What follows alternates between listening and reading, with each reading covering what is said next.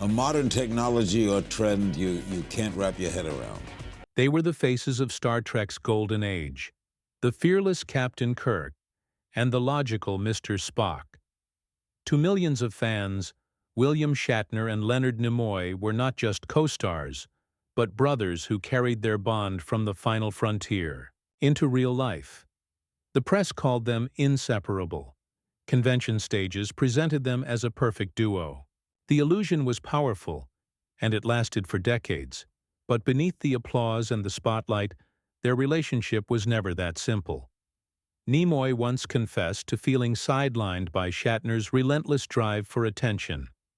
Shatner later admitted in his 2016 memoir that he didn't fully understand why Nimoy stopped speaking to him during the last years of his life. These fragments, small quotes, public silences, awkward absences, hinted that something was wrong. Still, the myth of their friendship endured. Magazines celebrated their camaraderie, and fans believed they were bound together by more than just scripts and cameras. Yet as time passed, the cracks grew harder to ignore.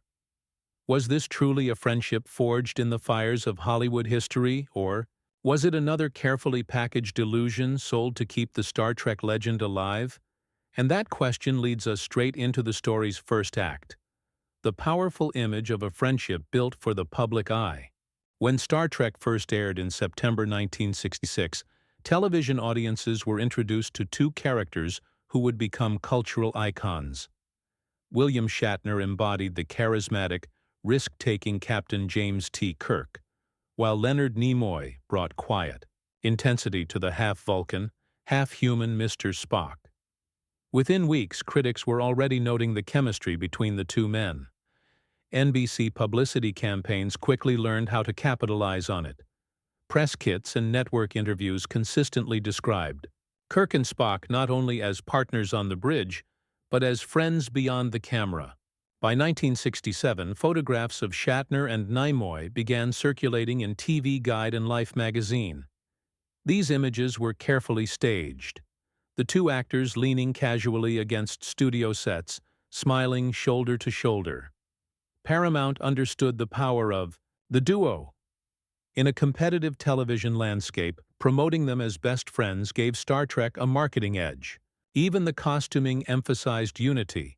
Kirk's gold tunic and Spock's blue uniform became symbols of balance, charisma paired with logic. The illusion grew stronger in the 1970s, after the show's cancellation in 1969. During reruns, the cult following expanded, and conventions started to emerge. Fan magazines like Starlog frequently published joint interviews where Shatner and Nimoy spoke about their characters as if they were speaking about each other. Headlines such as Kirk and Spock, A Bond Beyond Space, 1975, painted a picture of genuine closeness. When Nimoy published his first autobiography, I Am Not Spock, in 1975, reporters immediately asked Shatner to respond, creating the impression of playful banter between two old friends. By the early 1980s, the Star Trek franchise had shifted to the big screen, with Star Trek, the motion picture, 1979, and Star Trek II, The Wrath of Khan, 1982, the marketing doubled down on Kirk and Spock's partnership. Posters often placed the two men side by side in equal prominence. Press junkets routinely paired them in interviews, ensuring the public saw them as a united front. When Star Trek IV, The Voyage Home, 1986, received critical praise, including 4 Academy Award nominations, journalists described its success as a triumph of their shared vision. Nimoy had directed the film, yet publicity emphasized the collaboration with Shatner to avoid hinting at rivalry. On red carpets, the narrative repeated. Photographers captured them standing together, Nimoy's reserved posture contrasting with Shatner's confident grin. Talk shows loved booking them as a pair. In 1987, they appeared on The Tonight Show with Johnny Carson, trading jokes that suggested effortless camaraderie. The reality of professional tension remained hidden behind rehearsed smiles. To the average fan, There was no reason to doubt their friendship. After all, the actors' careers were intertwined with one of the most beloved sci-fi universes in history. For the franchise to thrive, the story of Kirk and Spock had to continue off-screen. In the public eye, their bond became synonymous with the larger Star Trek message of unity and cooperation. But the truth was more complicated. The more the machine promoted their friendship, the more it obscured the subtle signs of strain. What began as a marketing tactic slowly solidified into Hollywood's version of reality. The illusion hardened into truth. Behind the smiles, a different story was unfolding. The seeds of tension between William Shatner and Leonard Nimoy were planted early, during the original run of Star Trek in the late 1960s. While Nimoy's character Spock quickly became the breakout star, earning Emmy nominations in 1967, 1968, and 1969, Shatner reportedly felt threatened. Crew members and even guest stars later recalled how Shatner would angle himself to dominate the camera, sometimes stepping into Nimoy's close-ups. Actor George Takei remarked in interviews that Shatner made sure the spotlight always returned to him. Money was another fault line. By the time of Star Trek, the motion picture, 1979, both men were established stars, but negotiations revealed a hierarchy. Shatner, as the lead, secured a higher salary, while Nimoy had to fight for parity. In his autobiography, I Am Spock, 1995, Nimoy hinted at the long-standing frustration of being treated as second-tier, despite carrying much of the franchise's cultural weight. The imbalance of credit and compensation quietly deepened the rift. Creative control added another layer. In the early 1980s, Nimoy proved himself a skilled director, helming Star Trek III, The Search for Spock, 1984, and the hugely successful Star Trek IV, The Voyage Home, 1986. These films not only revitalized the franchise but also won Nimoy critical respect. Shatner, however, was reluctant to share the narrative of success. Paramount, fearing further jealousy, offered Shatner the chance to direct Star Trek V, The Final Frontier, 1989. The film was poorly received, and critics contrasted his failure with Nimoy's triumph, further straining their dynamic. Patterns of distance emerged in public appearances. At conventions during the late 1980s and early 1990s, fans noticed subtle differences. Nimoy sometimes appeared alone, or his panels were scheduled separately. When they did share the stage, Nimoy's measured answers contrasted sharply with Shatner's domineering style. To some, it looked like a natural balance. To others, it was evidence of an underlying fracture. Even in photographs, the gap was visible. Red carpet shots often showed Shatner leaning forward, animated, while Nimoy stood slightly apart, hands clasped. Analysts of celebrity body language have pointed to these images as subtle indicators of tension. The illusion of brotherhood was still intact, but cracks were forming at the edges. The arrival of social media in the 2000s brought a new layer of transparency. Nimoy embraced Twitter, charming fans with poetic one-liners, and his signature sign-off, LAP, live long and prosper.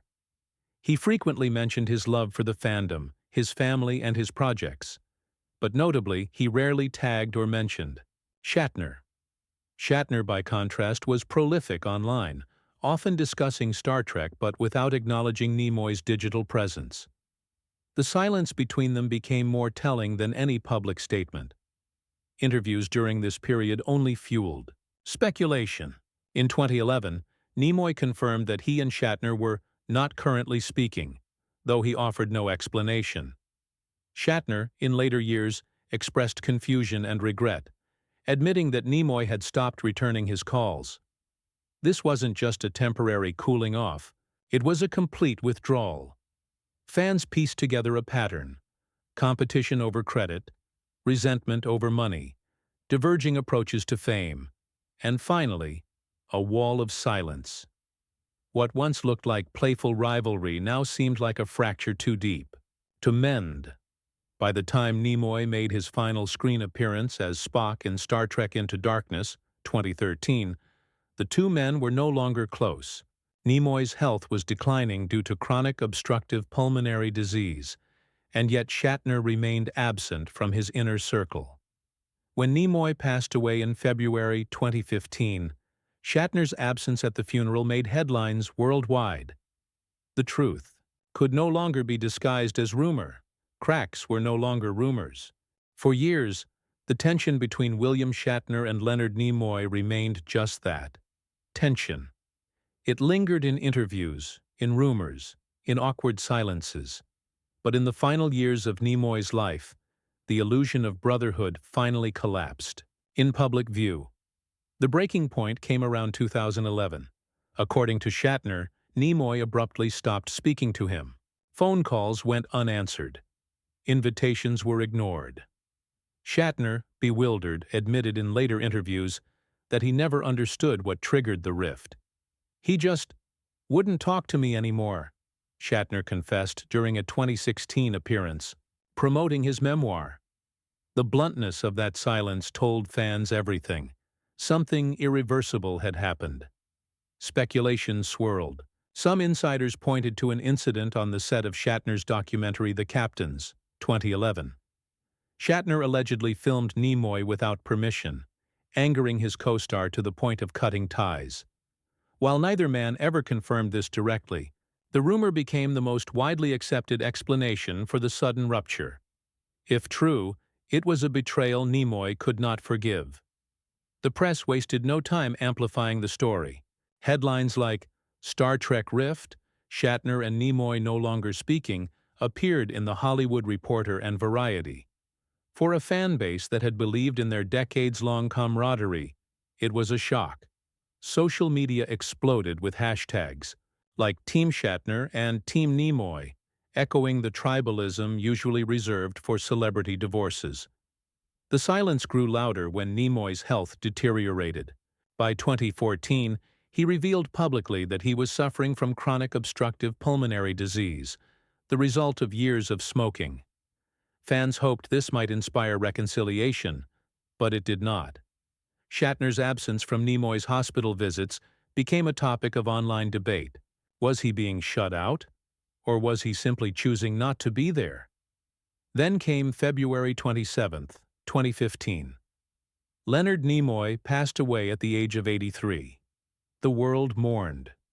President Barack Obama issued a statement calling him a lifelong lover of the arts and sciences. The New York Times headline read, "Leonard Nimoy, Spock of Star Trek, dies at 83. Fans gathered at conventions, leaving flowers and tributes. Yet one absence overshadowed the grief. William Shatner was not at the funeral. The scandal erupted instantly. Critics accused Shatner of disrespecting his longtime colleague, the man the world believed to be his closest friend. Shatner's explanation, that he had a long-standing charity commitment in Florida, did little to quiet the backlash. Tabloids ran with headlines like, "Where was Captain Kirk?" Fans felt betrayed, not only by Shatner's absence, but by the confirmation that the friendship had fractured beyond repair. In the weeks that followed, Shatner went on the defensive. He released statements praising Nimoy as a wonderful man, and later published the book, Leonard, My 50-Year Friendship with a Remarkable Man in 2016. But even this tribute raised eyebrows. Some critics noted that writing a memoir about a man who had cut him off and who could no longer respond seemed self-serving. Others saw it as Shatner's attempt to reclaim a narrative slipping out of his control. For the public, the scandal shattered decades of carefully crafted imagery, the red carpet smiles, the joint interviews, the brotherhood marketed by Paramount. It all dissolved in the face of Nimoy's final silence and Shatner's conspicuous absence. What remained was not the story of two lifelong friends, but the story of two men bound by work, divided by pride, and separated at the very end. The mask had shattered in public. Leonard Nimoy's death in February 2015 marked the end of an era for Star Trek. but it also forced the public to confront the unresolved fracture between him and William Shatner. Fans who had spent nearly 5 decades believing in the myth of their brotherhood suddenly faced a harsher truth. Even the most iconic partnerships can collapse in silence. The immediate aftermath was brutal for Shatner. Social media flooded with criticism over his absence from Nimoy's funeral. The hashtag, "Yeah, where was Shatner?" trended for days. Many fans saw his charity event excuse as flimsy, a convenient shield for deeper estrangement. Others defended him, suggesting Nimoy himself might not have wanted Shatner there. The debate exposed just how divided the fandom had become. Shatner attempted to control the narrative. In March 2015, he gave interviews insisting that he had loved Nimoy like a brother. In 2016, he published Leonard, My 50-Year Friendship, with a Remarkable Man. The book painted their relationship as complex, filled with highs and lows, rivalry and respect. But without Nimoy to respond, the memoir read like a one-sided attempt at reconciliation. Critics such as The Guardian noted the irony, a story about friendship told by the man who had been shut out of its final chapter. Meanwhile, Nimoy's legacy soared. His final years had been marked by grace, wisdom, and his warm presence on social media. Fans remembered his last tweet, "A life is like a garden. Perfect moments can be had, but not preserved, except in memory." La Paix, as a poetic farewell. In contrast, Shatner's defensive posture made him appear more isolated.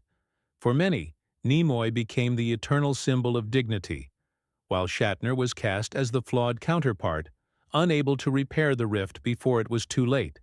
The impact extended beyond personal reputations. The Star Trek franchise itself carried the weight of their absence. At fan conventions after 2015, Shatner often stood alone, the missing presence of Nimoy a silent reminder of what had been lost. When CBS announced Star Trek Discovery in 2017, fans debated whether the new series could capture the same sense of camaraderie without the original icons. In interviews, Shatner admitted that the void is there, though he avoided details of their estrangement. Think pieces began to appear in major publications. Vanity Fair questioned why Hollywood insists on selling stories of perfect friendships, knowing the reality is rarely so simple. The Atlantic ran a retrospective arguing that Shatner and Nimoy's fractured bond reflected a larger truth about the entertainment industry. Collaboration often masks competition. For every duo celebrated as inseparable, there are countless private resentments never revealed. For the fan community, the fallout was personal. Conventions hosted memorial panels for Nimoy, where fans shared stories of meeting him, often describing how kind and attentive he was. Shatner's appearances, by contrast, drew mixed reactions, adoration from some, discomfort from others. The absence between the two men had become almost a character in itself, as if the ghost of their broken friendship hovered over every discussion of Star Trek's legacy. Ultimately, the aftermath of their rift did not erase their cultural impact, but it reframed it. The narrative shifted from a story of lifelong friendship to a cautionary tale about pride, ego, and missed opportunities. The image of Kirk and Spock standing side by side still lives on in posters and reruns, but audiences now view those images with a new awareness. The absence had become a character of its own. The story of William Shatner and Leonard Nimoy is not just about two men. It is about the way Hollywood manufactures and sells intimacy. For nearly 50 years, the image of Kirk and Spock as inseparable partners was packaged and repackaged for audiences worldwide. Publicists promoted it, studios relied on it, and fans embraced it. In reality, their bond was riddled with rivalry, ego, and eventually, silence. That contradiction has become part of their shared legacy. Hollywood has long profited from presenting co-stars as confidants. In the 1960s, the industry understood that audiences wanted their heroes on screen to reflect the same closeness off-screen. The Kirk-Spock pairing was the perfect example. The carefully choreographed interviews, the staged photos, the matching appearances on talk shows, all of it created a narrative of brotherhood. Fans bought into it not just because they wanted to believe in Shatner and Nimoy, but because they wanted to believe in Star Trek's message of unity. The eventual fracture revealed something important. Even the most convincing illusions have seams. By the time Nimoy cut off contact, audiences had grown more media literate. Social media had made silence louder than words. Fans could see through the polished veneer, noticing absences and gaps in ways earlier generations could not. The rift between Shatner and Nimoy became a lesson in how easily perception can diverge from reality. At the same time, their fake friendship left a double legacy. On one hand, it tarnished Shatner's reputation. The man once seen as the charming captain became associated with ego and missed opportunities for reconciliation. On the other hand, it elevated Nimoy's cultural standing.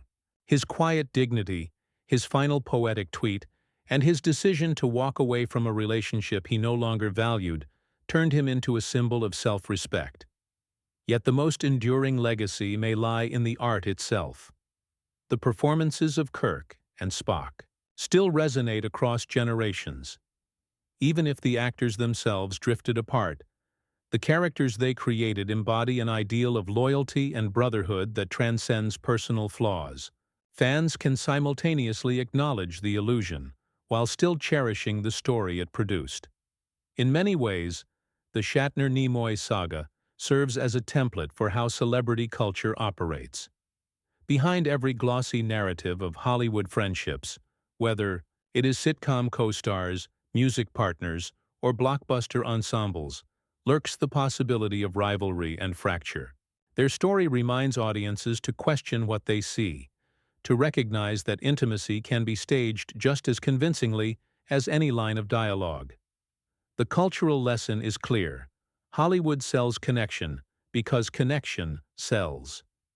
But real friendship, unlike scripted unity, cannot be manufactured.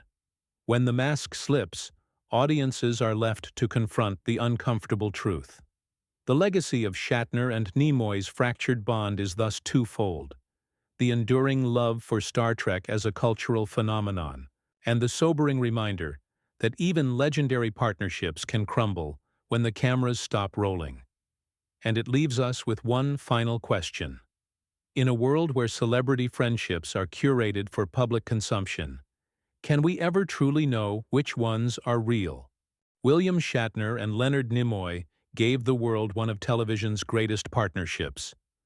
On screen, they embodied loyalty, sacrifice, and brotherhood. Off-screen, their story was far more fragile, marked by rivalry, pride, and, in the end, silence. For decades, fans were sold the image of an unbreakable bond, only to discover that even in Hollywood, friendships can be as fleeting as stardust. So now the question turns to you. Do you believe their friendship was ever truly real, or was it always a carefully managed illusion? Was Shatner the loyal friend he claims, or did Nimoy's final silence speak louder than any words? Share your thoughts in the comments and join the conversation with respect. And if you want more untold Hollywood stories about the bonds we thought were unshakable, remember to like, subscribe, and turn on notifications. Because in Hollywood, even friendships can be science fiction.